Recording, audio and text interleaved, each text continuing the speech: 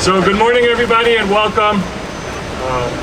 Welcome members of the administration, members of the city council, members of the public, members of the clergy, elected officials.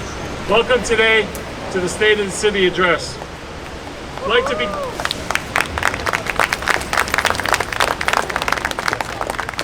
like to ask everybody to please stand for the presentation of the color guard.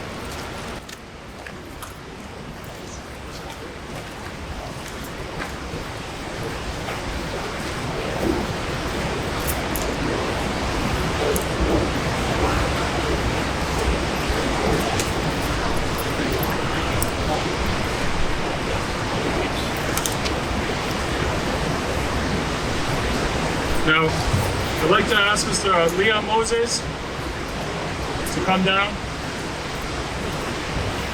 for the national anthem. Present. March. Oh, say, can you see by the dawn's early light, but so proudly we hail as the twilight's last gleaming, who put stripes and bright stars to the perilous fight. For the rampart we watched were so gallantly streaming, and rockets' red glare, the bomb bursting in air, gave through the night as our flag was still there. Oh, say does that star-spangled banner yet wave for the land and of the free and the whole of the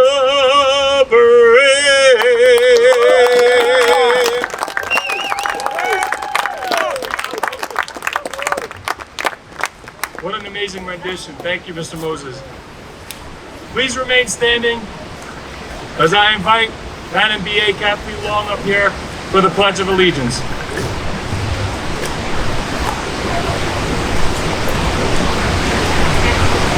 Good morning, Paterson. I pledge allegiance to the flag of the United States of America and to the republic for which it stands, one nation, under God, indivisible, with liberty and justice for all. Thank you, Madam B.A. Please remain standing as we dismiss the color guard. Color guard.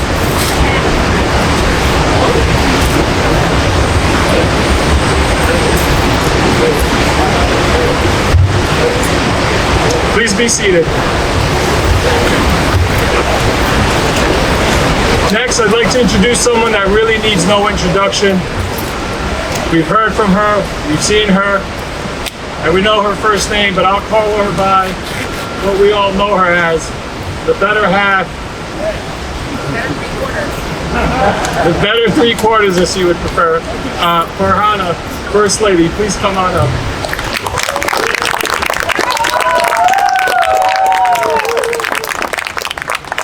Good morning, everyone. It is such an honor to be here with you all as we review the progress of Paterson and the continued progress.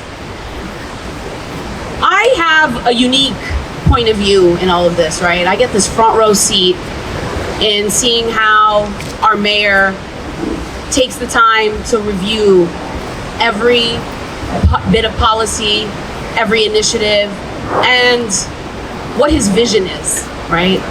So I'm his wife, Andre Sayegh, but I'm also his life coach, I'm his biggest supporter, and I'm also his biggest critic. So before many of you will sometimes have something to say about a particular issue, guess what? I've already been in his face about it. So he hears it when he comes home as well. But what I want to do is just give a quick glimpse into his vision, you know, because I hear it. I hear what keeps him up at night. And there's really four main pillars. There's four main points that really keep him up at night. Number one, making sure that there is opportunity, that there is inclusion, and there's economic opportunity for our residents.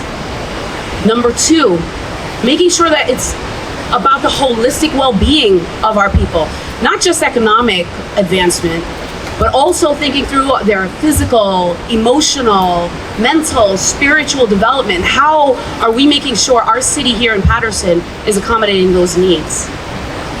And number three, it's the vitality of this city through our infrastructure, our roads, our parks, our public spaces. This is what makes us proud to be Patersonians. And we know there's a lot of work that needs to be done, and it's getting done.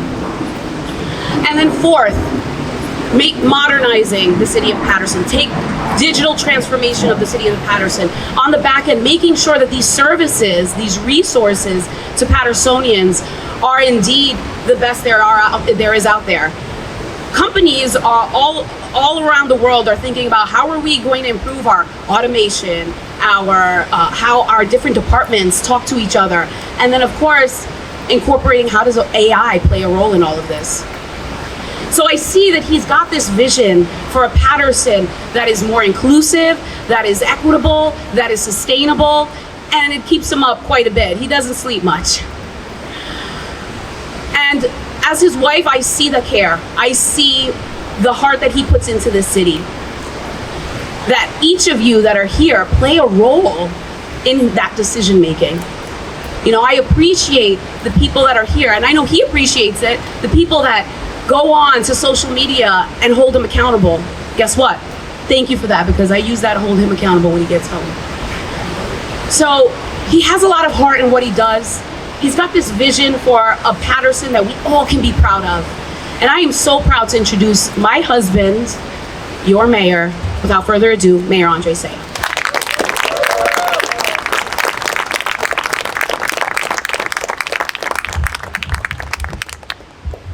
Let's give a rousing and robust round of applause to my wife and our First Lady, Andre Sayegh. I've made many decisions in my life, especially these last 6 years as the mayor. But the best decision I ever made was to ask for Hannah to marry me. And thankfully she said yes, and didn't take more than once to do it. And quite frankly, she is the epitome of an MVP. She is my most valuable partner. Because as she stated, she is my chief critic, but also my biggest supporter. She's by my side at 2 in the morning when I'm getting a text message from Director Spezial about a fatal fire. She's by my side when I'm getting another text message at 4 in the morning about a non-fatal shooting. And all that time, she served as a source of strength for me. But I also want to acknowledge her for the work that she's doing with our youth.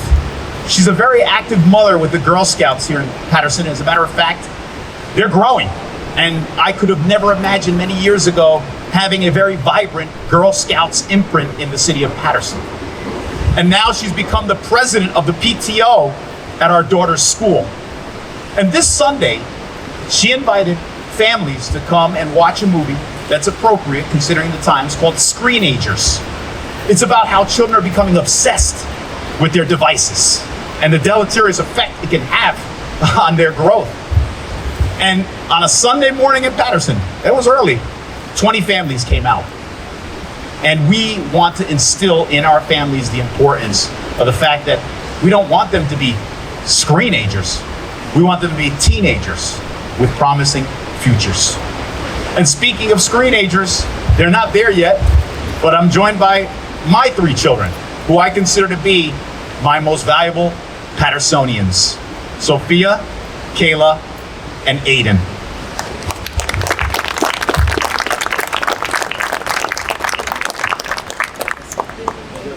Six years ago, I stood right here, and the New York Times sent a photographer and took a picture of me with the beautiful Great Falls in the background.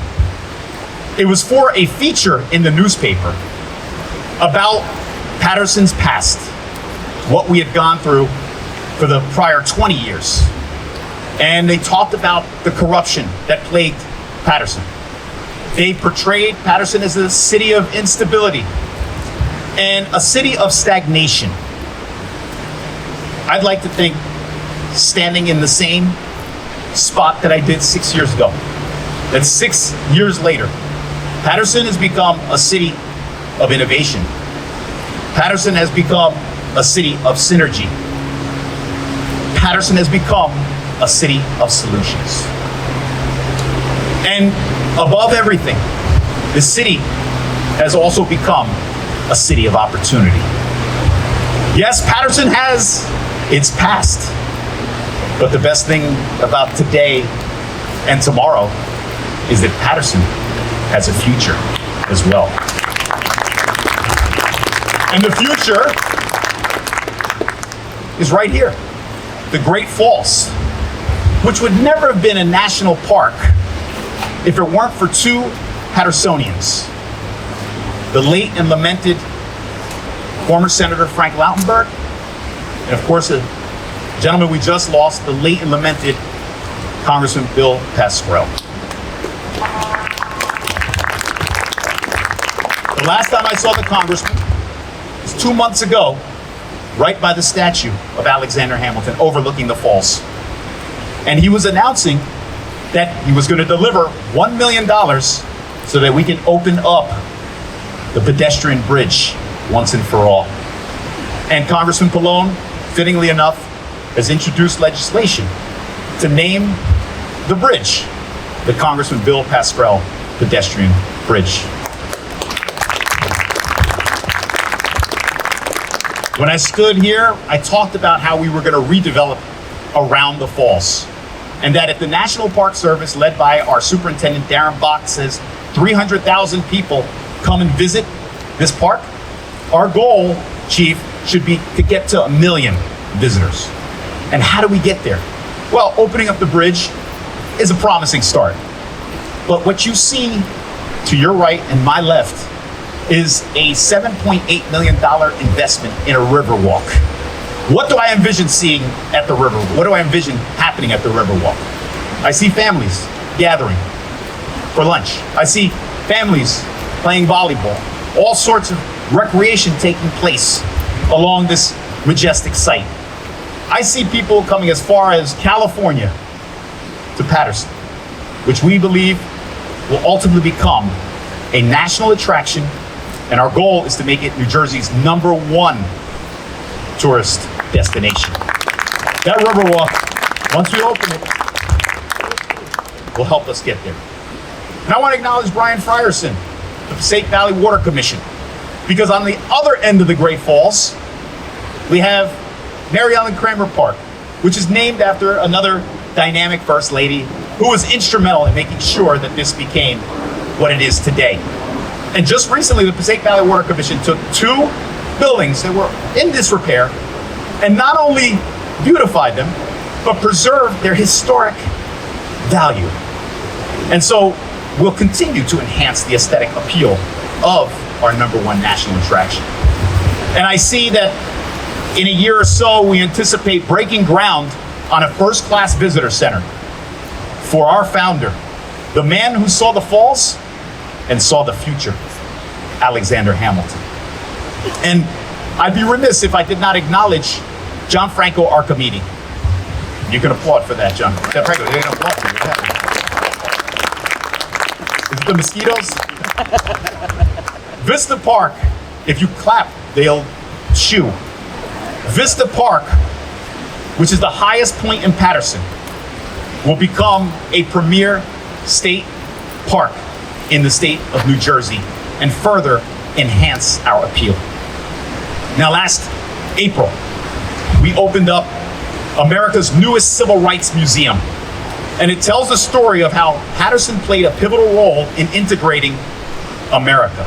And it was right at the foot of Hinchliffe Stadium. And we've been joined by the director, Jessica Bush. And Jessica will tell you that in the 6 months that the Charles J. Muth Museum has been open, we've had 5,000 people visit that museum. Part of making Paterson a popular destination. And for those of you who are asking, I'm sure in your heads you're saying, who is Charles J. Muth? Charles J. Muth graduated from School 5. Charles J. Muth graduated from Kennedy High School. Charles J. Muth went on to Montclair State University and then went on to be a successful businessman. But he never forgot where he was from. And Montclair State found him and asked him if he wanted to contribute to his hometown. And he did in a major way by donating $5 million so that we can have that Civil Rights Museum in the city of Paterson. Thank you, Charles Muth. Thank you, Charles Muth. We could use another $5 million for 5 million other projects in Paterson. And we talked about not just bringing a stadium in and a museum, but also something for children. And a month ago, we cut the ribbon on an early childhood center, Commissioner. And now about 100 children have an opportunity with working families to be in a safe environment where they can develop and grow as young men and young women. Thank you. And as you know, part of the Hinchliffe Stadium allure is the fact that we were able to secure a professional baseball team. Who would have thought, when I stood right there in the New York Times at the feature on Paterson, that we would have a professional baseball team playing in Paterson? And we do, and they're the New Jersey Jackals. And quite frankly, we're joined by their general manager, John Hunt, who is a Paterson resident, believe it or not, who's leading the team. And for 12 straight years, the New Jersey Jackals were last in attendance in their league. This year, they tripled attendance in the city of Paterson, and we have plans to make sure that more people, particularly Patersonians, get to the games. And if you haven't gotten there, make sure you do. Now, what else can we do to make Paterson more of a destination? Well, people like to eat, right? And I gotta finish before 12 because I'm resting assured that you guys are hungry. Look at Leon, he's like, yeah, my stomach's growling. I heard it, Leon. Across the street, you'll see work is being done right now on 39 McBride Avenue, on the Great Falls Center, which ultimately will become the home of a rooftop restaurant overlooking the falls and a food hall to accentuate the multicultural cuisine that we have in Paterson. So you can eat your Dominican food, Peruvian food, Palestinian food, Jamaican food, soul food, all here by the falls. And that wouldn't be possible without John Oosdike, who's putting his heart and soul into this project. Thank you, John. Shake his hand. You'll regret it later. And Libby's has a lot of sentimental value. And we have made it a point to make sure that when it was auctioned off, that it fits with the theme of what we're trying to do here to become a delicious destination. And so the individual who purchased it plans to make that a restaurant-style cafe, and I'm sure that it is going to be all the rage. Speaking of accentuating the culinary arts in Paterson, we had Restaurant Week, and 28 restaurants participated in it. And what they said was that 23 new customers on average they saw during that week. And they saw an 83% increase in the number of social media followers. And next year, we plan to have even more restaurants participate. As a matter of fact, 100% of the participants in Restaurant Week said they want to do it again in 2025. So get your taste buds ready. Now you're saying he keeps emphasizing food. Well, is he saying that just Patersonians just eat? What about exercising? Not sure if you know this, but for the 4th consecutive year, the New Jersey Healthcare Quality Institute has designated Paterson a healthy town. We're the largest city to receive that designation and probably one of the only cities to do it for 4 years in a row. How'd we do it? Well, my wife often talks about social determinants of health. One of them is access to parks. The first grant that we ever wrote was to do something about improving our parks. And that was spearheaded by our business administrator, Kathleen Long. I don't know why I have to prompt everybody here. Come on, guys. If we feed you later, will you applaud more? Okay. And Kathleen, our vision was to take these neglected park spaces, public spaces, and transform them for our youth. And so $116 million to date has been invested in improving our public spaces. And we are talking about 50 distinct parks. The one I really want to focus on is a real success story. Barber Park. Unfortunately, very infamous reputation in the past. But it took some role models. It took a community that cares to say that, no, drug dealers should not dominate a park space for our children. That this should not be a drug den. This should be a safe place for children in the city of Paterson. So Roger Greer, and he's here wearing a Yankee hat, unfortunately, and Nancy Greer, and Bilal Hakim, and Victoria Kendo, they reclaimed Barber Park for our community. And as a result, we rewarded their exemplary efforts, and we invested over $1 million in the new and improved Barber Park. And Roger Greer told me he drove by the other day, he saw over 100 children playing at the park. That's what we want to see. Running through the splash pad, smiles on their faces, and happy parents as well. But it doesn't end there, because part of that investment will happen on the north side as well, our first ward, the old Clinton Street Park, which was also derisively nicknamed Syringe Central. People like Jeanette Thompson, who's joined us. Thank you, Jeanette.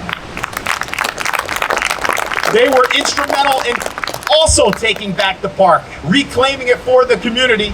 And on October 22nd, everybody is invited for the ribbon cutting of the new and improved, with a splash pad, because they wanted that, Jeanette Thompson Park. If you want a park named after you, we got to reclaim it. When we first started, we didn't have a single playground to accommodate children with autism. And parents were coming to the public portion, and Councilman Luis Velez, I got to give him credit. Give him a round of applause too. Because the councilman stepped up.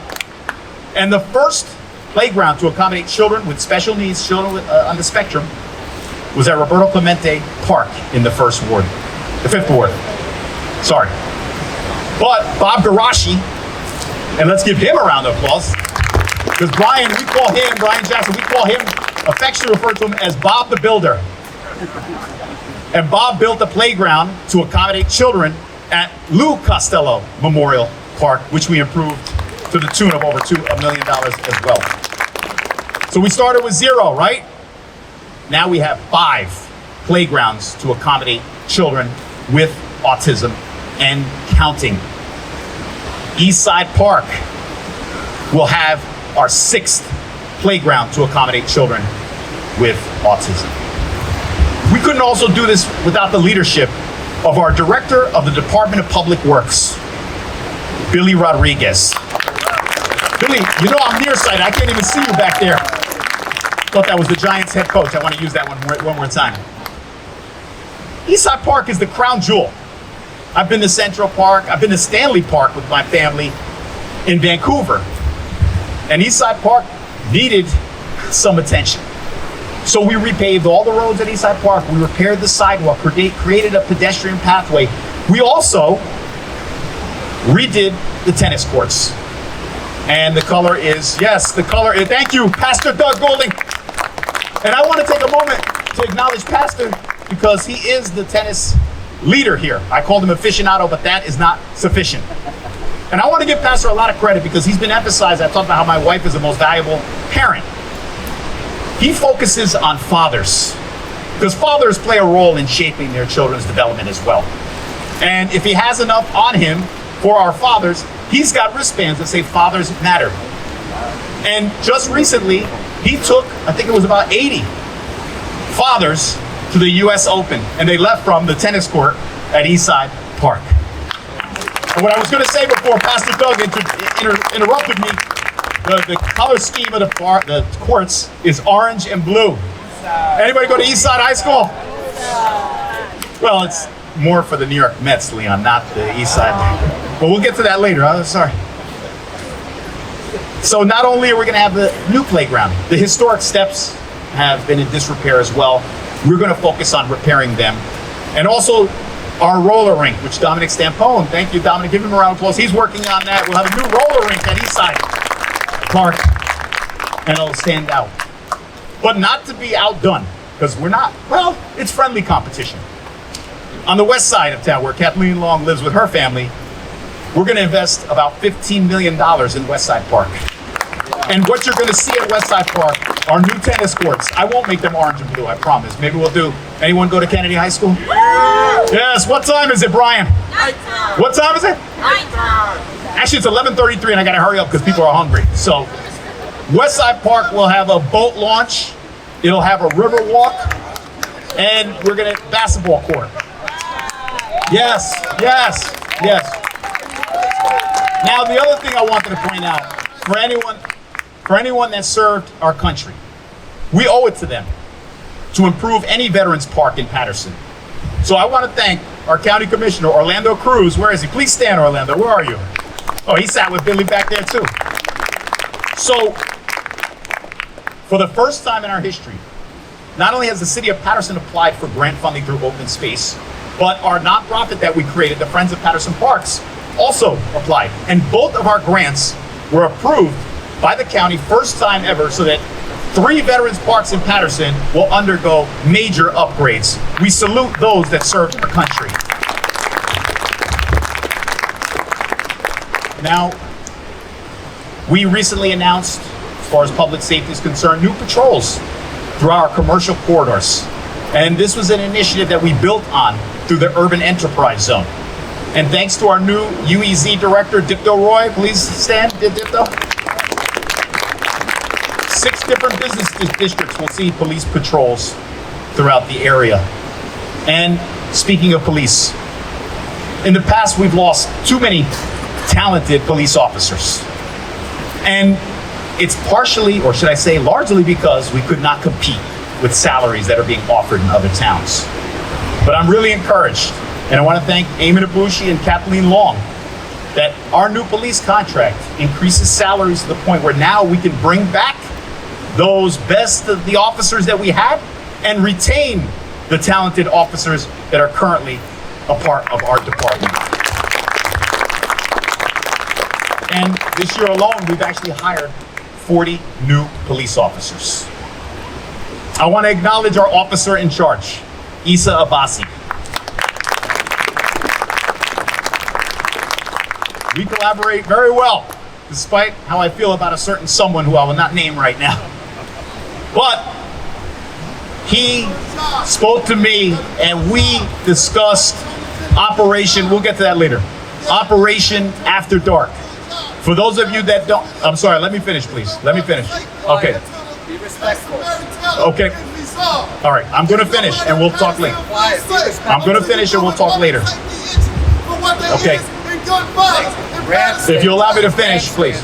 So, Operation After Dark. When I was a councilman in the 6th Ward, we had issues with...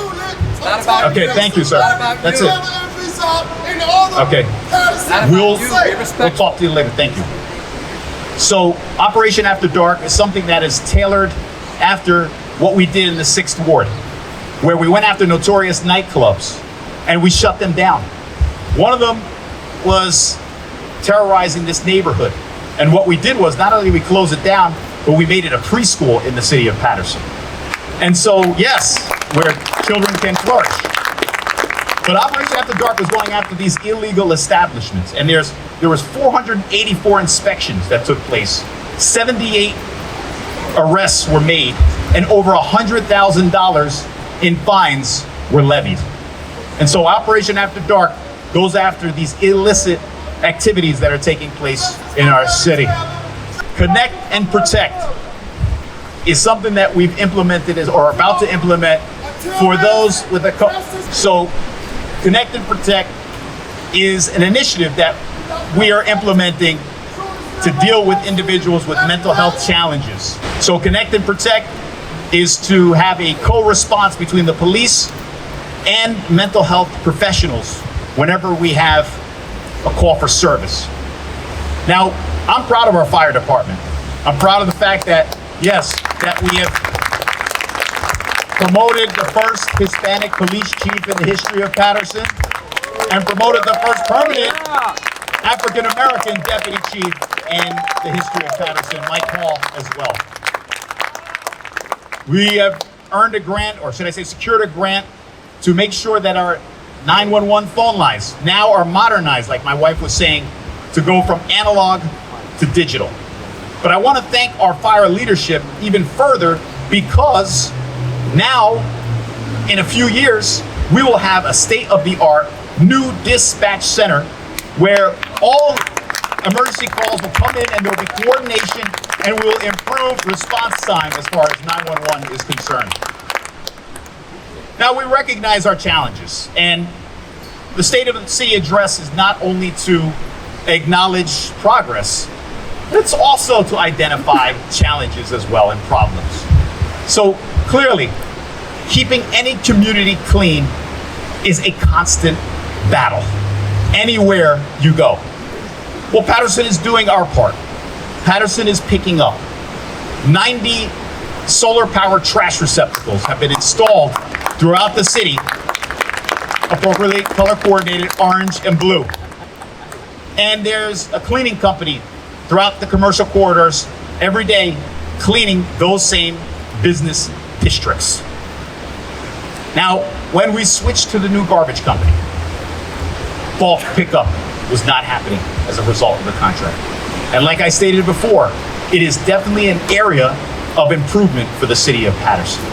But I can tell you that early on, when we asked residents to schedule their bulk pickup, only 27% of our residents were doing it. Now, in our 39th week of this new system, almost 50% of our residents are scheduling their bulk pickup. You can applaud for that too, unless you didn't schedule your pickup. And what we want to also do as far as illegal dumping is concerned, we're going to invest in cameras to catch these people who are dumping. We're going to invest in license plate readers to catch these violators. And so that we can not only name them, but we can shame them as well. Thank you, Madam Clerk. I know that's a point of contention for many people. Now, I talked about a city of innovation. And last year, I introduced you to a young lady who had just graduated from Harvard with a master's degree in the prestigious Kennedy School of Government. And her name is Ana Rocio Castillo. She is our Harvard fellow who Michael Bloomberg, and her parents are here from Peru. I think they came all the way here for the State of the City. Thank you.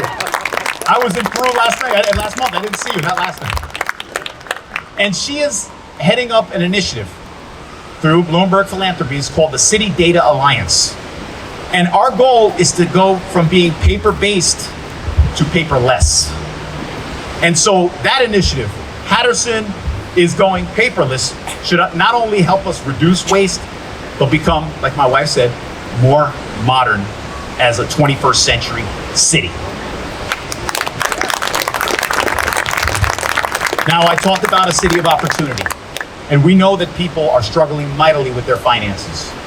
And so 2 years ago, we launched a guaranteed income initiative where 110 randomly selected residents received $400 a month for the year. And we got data, and the data tells us that they spent it on groceries. The data tells us they spent it on rent. The data tells us they spent it on utility bills as well. And this go around, people have given us anecdotal information where they told us, one woman said, for the first time in her life, she had a real Thanksgiving with her family. And another woman said, for the first time in her life, she was able to buy all of her children Christmas gifts. It's a program that's working, and a program we're going to continue to scale up to help people in poverty. Now, as far as opportunity is concerned, jobs. Our residents need jobs. And so we did something historic, because Paterson is known for its history with labor. As a matter of fact, we would make the point that Labor Day was invented by someone in Paterson, a machinist named Matthew McGuire. So you can thank him for that day off. And you can thank him or thank Paterson for a 5-day work week. What do you think of that? Paterson gave you the 5-day work week and a weekend and an 8-hour work day. But what we just announced with our unions, our labor unions, was that we will have a project labor agreement, which means we'll create apprenticeship programs to make sure that Paterson residents are employed on all the work over $5 million in the city of Paterson. And so when I alluded to the Great Falls Visitor Center named for Hamilton, that will be a project where we're asking for 100% union labor work on it and Pattersonians to be on the site. So Brian Jackson from Paterson, give him a round of applause, and Tom Kelly, who's always touting Paterson. We thank you for your leadership. And we thank you for the fact that we're hoping that more Pattersonians will participate in programs that will empower them and afford them employment opportunities in the city. Quite frankly, we hope that other municipalities will emulate the success that we've had getting this PLA agreed to, and then they can implement it as well. So, in addition to the employment, we have the state's only financial empowerment center. Only one. And we help people reduce their debt. We help people get their credit score in order. And I would like to point out the fact that we've helped people save over $1.1 million. And we've reduced non-mortgage debt by $2.2 million. But I gotta share a story with you. There was a woman who came from the Dominican Republic in 2019 with her children. And she had to feed her family. And she had to do it by taking on odd jobs. But she wanted to also buy a home. And Kiersey Baez found out about the Financial Empowerment Center. She signed up and she drove down her debt and she increased her credit score. And then she became a business owner in the city of Paterson. She's got a laundromat. And guess what? It gets even better because Kiersey Baez is going to be a homeowner in the city of Paterson as well.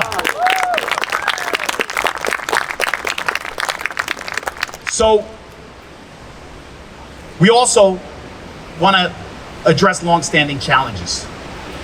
Low-level nonviolent offenders get caught up in the criminal justice system, and it essentially will ruin their opportunities for advancement.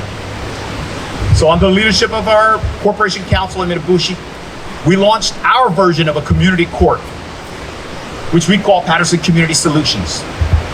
And we hired a Pattersonian, Ramon Lopez, to be a case manager. And his first case, I'm talking about like really hitting the ground running, his client was arrested by the New Jersey Transit Police. And this individual was unhoused and battling addiction. But Ramon referred him to our Real Fix program, which I'll elaborate a little bit later. And the gentleman got clean. And then we enrolled him in a work program so that he could get employed as well. And his bail was returned, his charges were dismissed, and his record was expunged. If it was not for this program, none of that would have happened, and this gentleman would be stuck in the criminal court system. But it doesn't end there, because we became the first mayor's office to have someone who works full-time in my office on reentry. Valeda Hall, or please applaud for her, I don't think she's here, Reintegration Services. And she's helped over 100 people. But the one that really stands out was a woman in her early 20s, a high school dropout, homeless, battling depression, and unfortunately had her small child taken away from her. So Valeda quickly met with this woman, and she got her birth certificate, no charge. And she got her documentation, and she signed her up for her GED. And then she got her Section 8 housing and enrolled her in a program so she could ultimately get a job. And from what we've heard, she's gonna get her small child back. I've mentioned drug addiction. People are suffering from opioid use disorder, not only in Paterson, but in other urban centers across the country. And so we applied for a grant for an opioid response team, which is comprised of a firefighter, EMT, police officer, and a social worker. We've actually had 2,000 interactions with people in need. And if you've seen Broadway has changed, part of it is because we've been engaging them where they are and making sure that we get them the assistance they need with social services. And for that, I commend our Director of Health and Human Services, Joelle D. Ramirez. But what we would like to highlight is a program that we believe is a real solution to opioid use disorder. It's called Real Fix. When someone's addicted to fentanyl or heroin, that's a fake fix. When we use Narcan to revive that person who's overdosed, that's a quick fix. But what if we had medication-assisted treatment to help heal that person's brain and help them get off whatever they're addicted? That would be the real fix. And so our Chief Innovation Officer, Ed Bosey, comes up with, give him a bandana, come on. Comes up with an idea that won a global challenge. Paterson got $1 million from Bloomberg Philanthropies for this Real Fix. And how it works is it's a hotline. And anyone struggling with opioid use disorder, Director, can call the hotline and get connected with a doctor who will prescribe the medication-assisted treatment. And we promise to get it to those individuals within 90 minutes. Because one thing we recognize, drug dealers are very good at customer service. But what if we were better? And so when we promised 90 minutes and we piloted the program of 5 drug users, we got it to them in 76 minutes. So we underpromised and overperformed. But we don't end there with just getting them the Suboxone. What we do is we also will make sure that these individuals are connected with a counselor so they can be sober and clean forever.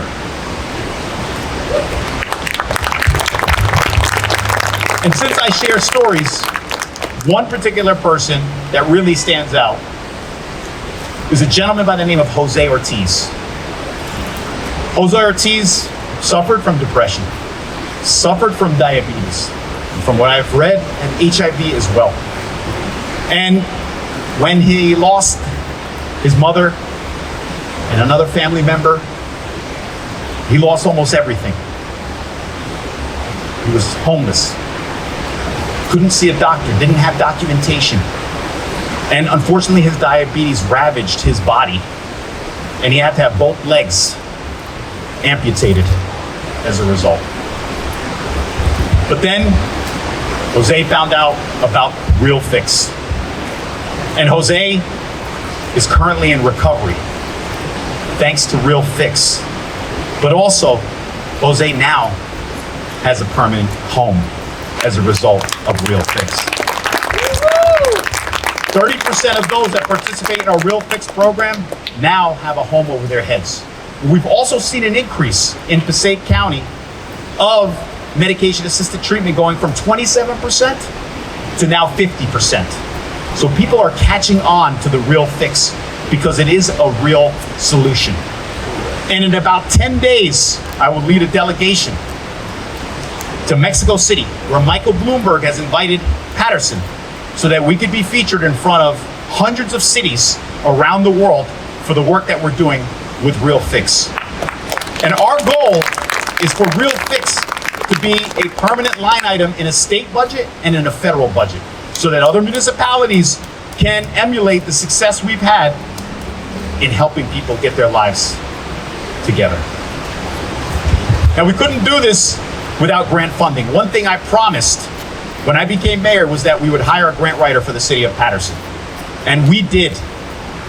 And $64 million later, in 6 years, we've gotten grants to support programs to help people who are struggling with addiction, to help people who are struggling with their finances, and to help families have a safe place to play in the city of Paterson. Now, you're probably wondering, when are we going to talk about the roads in Paterson? I'm sure you've driven on them. Yes, I hear it. Resoundingly, people want to talk about the roads. Well, last year we repaved 20 streets. This year we plan to repave another 30. Next year we have an ambitious goal. 35, 40, maybe 50. Depends on Javier Silva, our CFO, and our BA, Kathleen Long. If they can find the money, we'll do it. Hopefully 100 roads repaved in 3 years. No pressure, guys. But the road that I think matters the most to many people is River Street.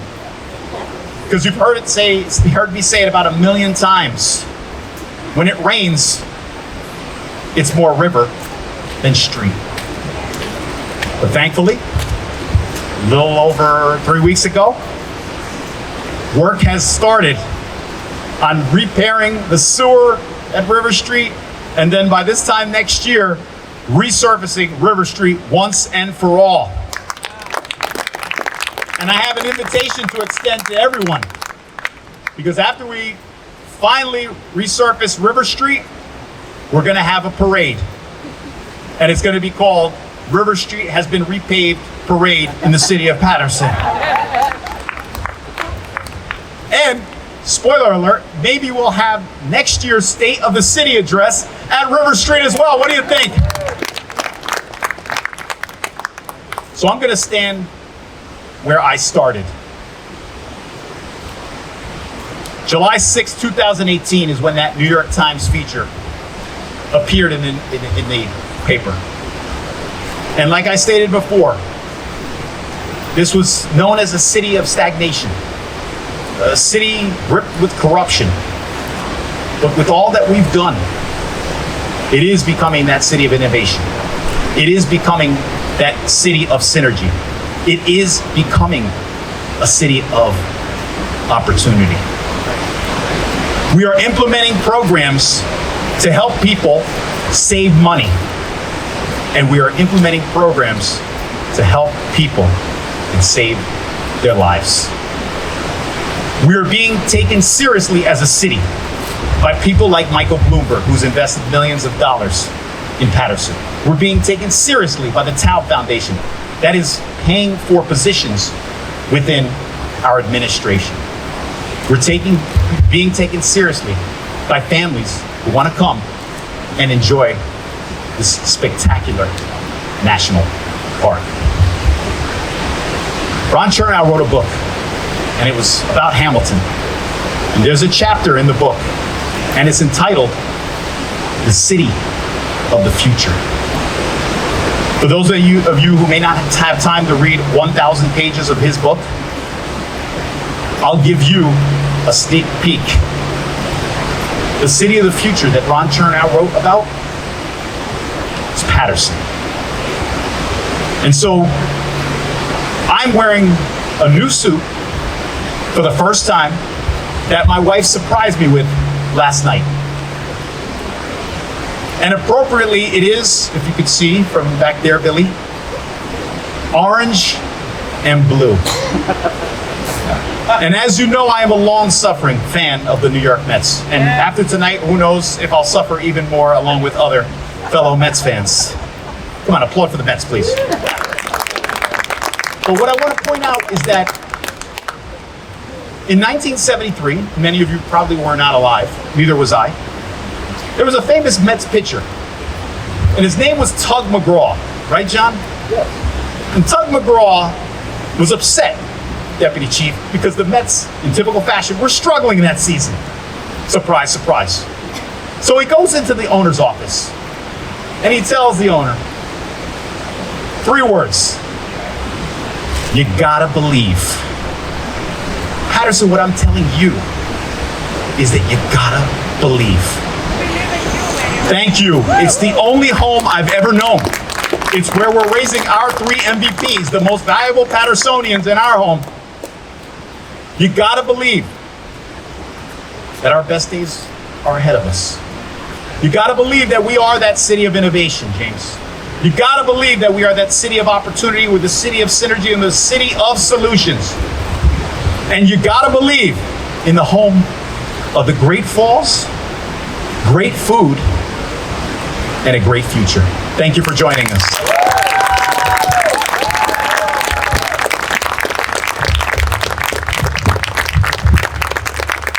Thank you, guys.